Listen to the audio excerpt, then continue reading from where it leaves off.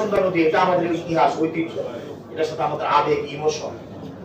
সেই জায়গায় আমরা লক্ষ্য করেছি গতকালকে না পরশুদিন মাননীয় সংসদ সদস্য মহোদয় এখানে গিয়েছেন, আমাদের নেতৃবৃন্দ, বিএনপি নেতৃবৃন্দর সাথে ছিলেন, আমি দৌড়ে দেখেছি এবং পরবর্তীতে ডিসি সাহেব বলেন যে গিয়েছে, আমি আগে অনুরোধ করেছি। আমার একটা প্রশ্ন, এখানে প্ল্যান পাস হয় কিভাবে? এরকম একটা জায়গায় পৌরসভা কর্তৃপক্ষ কিভাবে প্ল্যানটা দেয়, কিভাবে প্ল্যান পাস হয়, এটা একটা প্রশ্ন। সংসদ সদস্য মহোদয় যাওয়ার পরে আমরা পদক্ষেপ নিয়েছি, ডিসি সাহেব সাথে সাথে আমরা সেই প্ল্যান পাস বাতিল করেছি। আজকে আমরা এই প্ল্যান পাস ইতিমধ্যে আমরা বাতিল করে দিয়েছি, সেই বিল্ডিং আর করতে পারবে না এবং তাকে 24 ঘন্টার সময় দেওয়া হচ্ছে সমস্ত স্থাপনা এখান থেকে সরানোর জন্য।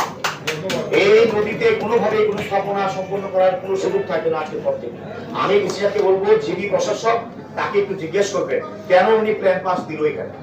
আর এই বিল্ডিংটা এক রাতে ওয়াল হয় না, তাহলে যদি এক সপ্তাহ কাজ হয়, আমি যদি অনুমোদন দিয়ে থাকি তার নিজস্ব জায়গায়, তাহলে নদীর উপর যে খনন হচ্ছে ওটি কেন পৌরসভা কর্তৃপক্ষের দৃষ্টি আকর্ষণ হলো না?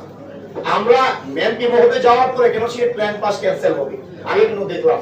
এটার কর্তৃপক্ষ একটা জবাব দিতে নেবেন, কেন উনি চোখের সামনে গড়ে ওঠার পরেও সেই জায়গায় উনি পদক্ষেপ নেবেন, এটা জানা দরকার আছে। কারণ আমরা পাবলিক লিডারশিপ, জনগণের সমাজে দায়বদ্ধতা আছে, এই প্রশ্নটা আমাদের দিতে হবে, মাঠ পর্যায়ে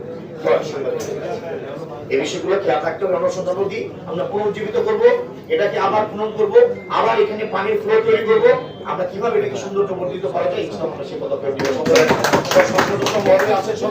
আমি বলবো আপনি এই বিষয়গুলো আমাদেরকে বলবেন কিভাবে আমরা সবাই সহযোগিতা করব। ইনশাআল্লাহ স্বাস্থ্য ব্যবস্থা এটা